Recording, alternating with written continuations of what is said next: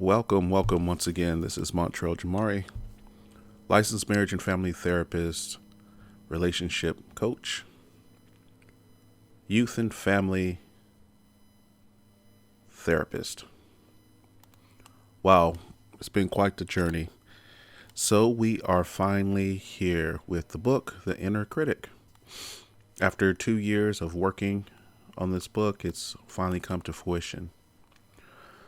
So what I decided to do was to give you a raw, kind of semi-raw, uncut podcast on my journey of the inner critic. So where can we begin? It's been a lot of work, to say the least. But I'm happy that the book has finally reached this area on the journey, and I'm glad that you are sharing it with me. And I'm really happy about the outpour of support from the internet world, Facebook and Instagram, and all the good people that I've known over the years and that built a relationship with have shown great support for this book. So now as it starts to take off and gain momentum, I would like to add a little bit of fuel to it and help you as you're going through the chapters of the inner critic, and we're going to take this journey together. So where do we begin with it? I think one of the big things that I can take away from writing this book is the power of resilience, just going through the rigor of getting the work done and waking up early in the morning, sleepless nights sometimes, and the thoughts and some of the big issues that I think would be relevant for this book were written down, and some of the experiences that I've had with all the youth and the families and the individuals that I've came across in my tenure in working therapy. Not only that, but in the private sector, but also the public sector, and working with the church over the years and coming across various people along my journey. So what you're getting is my own experience with the inner critic and how I work to silence it. Now, this is one of the things that we have to remember, is that the inner critic never really goes away, but there's a way that we can maintain it, give power to the positive inner critic, and take away the power from the negative inner critic. Part of my journey was with race relations and how my experience coming up as a youth in the system gave place to my own inner critic. It's quite a difficult one, to say the least. And as I was writing this portion here, I noticed that there was various feelings that came up for me. A lot of passion. I can think back to the times when I was sitting in the math class, and actually I'm going to do a short animated film on that. I'm currently working with some actors with this particular idea that I have about this animated film. And so, thinking back, when I was a kid and seeing the expression of the math teacher's face when he asked me the question of if I'm on drugs, and I had the experience with bad allergies, so I was taking a lot of medication at the time. But he didn't mean bad allergy drugs, he meant illegal drugs. And I remember the feeling that I've had inside of me because of the expression on his face and his questioning to me. And I remember leaving the room feeling pretty defeated. So my experience with that kind of gave way to more experiences as I was going into various classes and history class, and I didn't see too many people of color inside of the textbooks. And if I did see people of color, they were always depicted as savages or ignorant folk without civilization, without a sense of with structure and culture. The culture was more or less depicted as something that was negative, that was primitive. And so I've never really captured the true essence of blackness and what that meant and how it feeds the ego.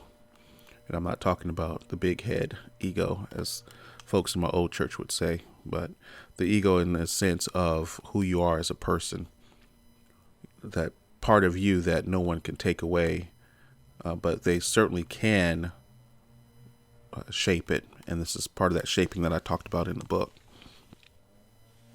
So part of my shaping took place early in the education system.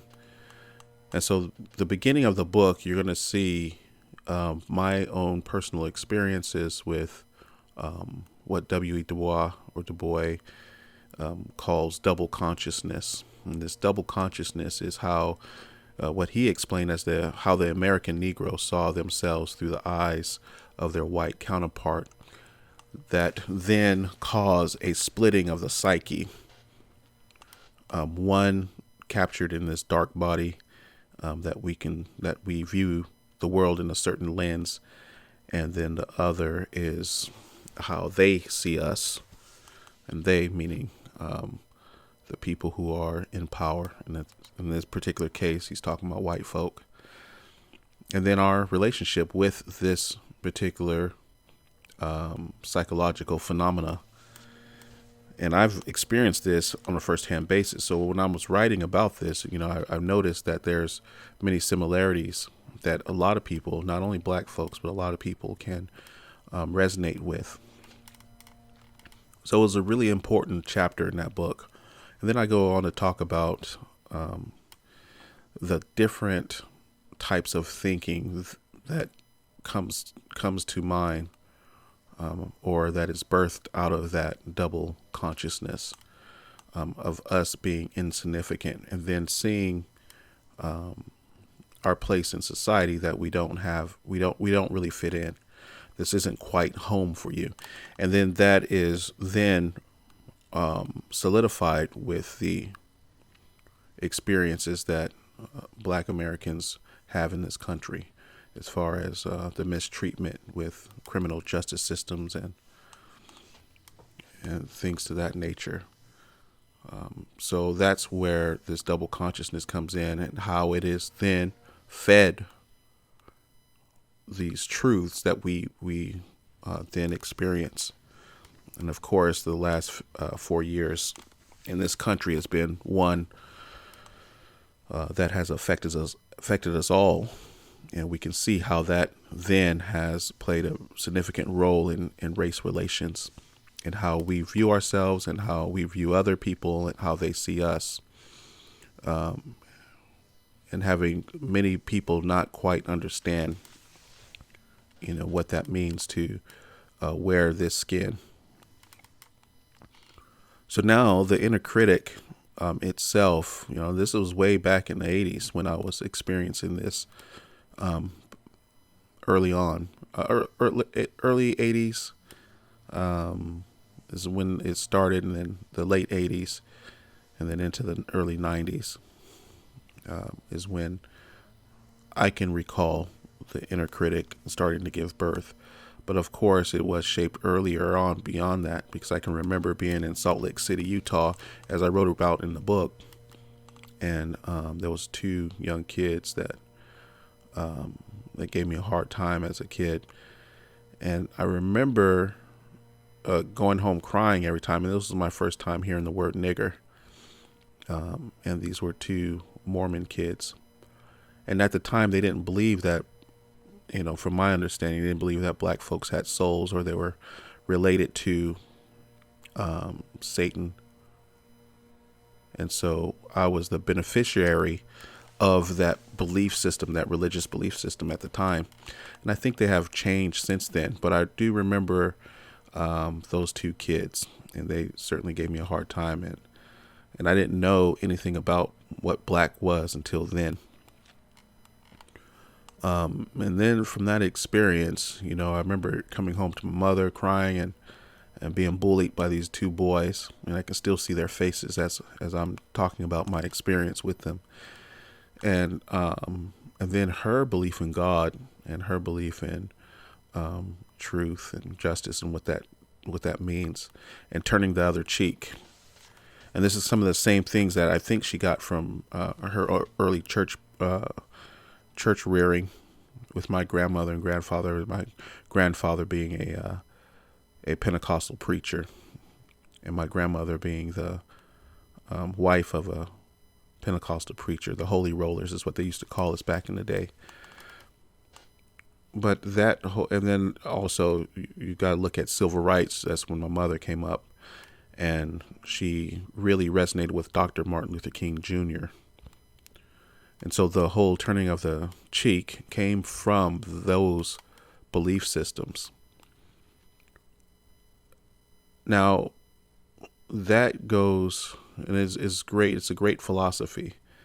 And it's different preaching it, and it's a different experiencing having gone through it. And to be in that situation where you have to turn the other cheek, or you have the option of doing that.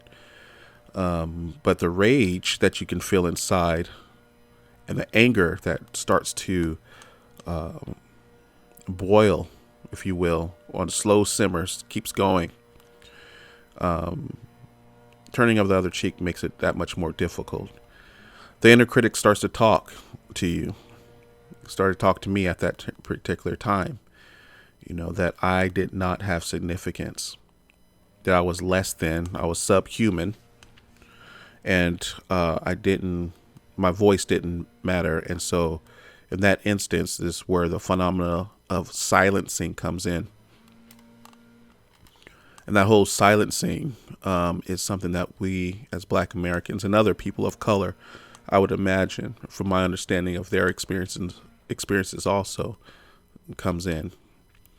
And I know that there's plenty of times where white Americans and white folks experience this silencing. That's not in question here, because I've counseled many, particularly women, who have been silenced, white women.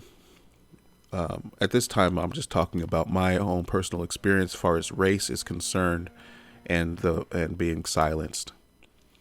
The inner critic deals with these particular issues, and it is my journey of how I came to understand it a little bit more, and why I felt the way I did, feeling defeated, having left a classroom.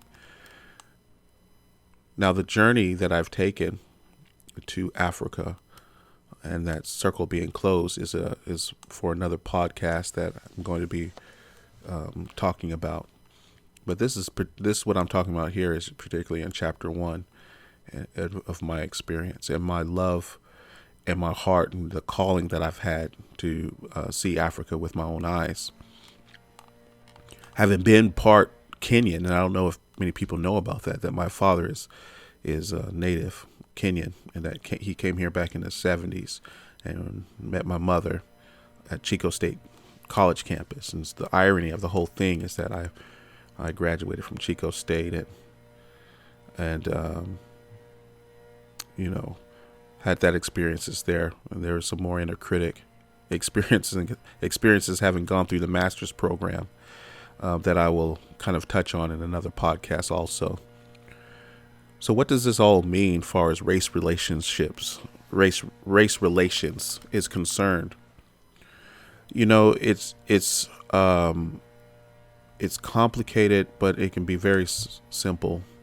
That everybody wants to be treated equal. Everybody wants to be seen, and this is something that I've talked about in later on in the chapters of wanting to be seen by the other person. Not just the physical seeing of the person, but their whole experiences, who they are, what they are, how they communicate, their experiences of having been hurt and humiliated, their laugh, their cries, everything that is about them is seeing that person. And a good example of this is when that white police officer, as you're looking, if you go back and look, I don't know if you guys can hear it, but there's like some the blower going off in the back. So, but I'm still gonna just do this raw and uncut. Anyhow, the police officer that was there, and there was the people who were marching against injustice. And what he did was he put down his shield, his baton, and took off his helmet. And then he said that he wanted to hear what they had to say, that particular man. And you could see the emotion on this young man, black man, who was talking to him, because that person finally saw him, and he started crying. And then what the police officer did was he hugged him, held hands, and he began marching with him. That's the art of seeing the person, of experiencing them, and experiencing their pain. And this goes across the board. Everybody wants to be seen. So the Inner Critic, a fantastic journey.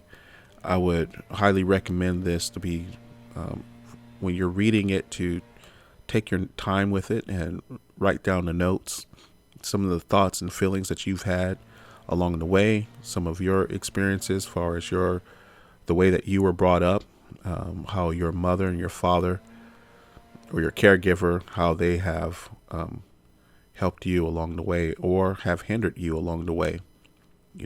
That's where the birth of the Inner Critic really comes from, is those early experiences from people. Wow, that went by pretty quick, and I'm guessing it's about time for me to kind of end this podcast, but this is the beginning of our journey. We're going to venture down into the Inner Critic. We're going to work a little bit harder and have some moments of enlightenment, some pain, some tears, some laughs as you're reading the book. You're going to see the experiences that I have with certain individuals, certain characters along the way, as we venture down the rabbit hole, if you will. Once again, thank you all for your wonderful support. You could purchase the Inner Critic on Balboa Press. That's what I get paid the most from. So you're welcome to go to any other platform. It's on Amazon. It's on Barnes & Noble. I want you to be on the lookout for some courses that I'm currently in the process of creating. It's going to be a fascinating one. It's going to be myself and two actors, and you're going to see a live I guess you could say it's a live thing, recording of my process of catching the little fox. And this has everything to do with the Little Critic, but the title is Catching the Little Fox, taken out of Songs of Solomon, with a Shulamite woman and her love for King Solomon, over 2,000 years ago, if not longer, maybe 3,000 years. But they're long gone, but their love is still being discussed. It's Montriel Jamari, licensed marriage and family therapist. Go get the book. I think it will serve you, be a great value to you. This is me signing off, and we will continue this journey together as we both venture down to the journey of understanding our own inner critic, a practical guide to understanding and overcoming the conflicts of the mind.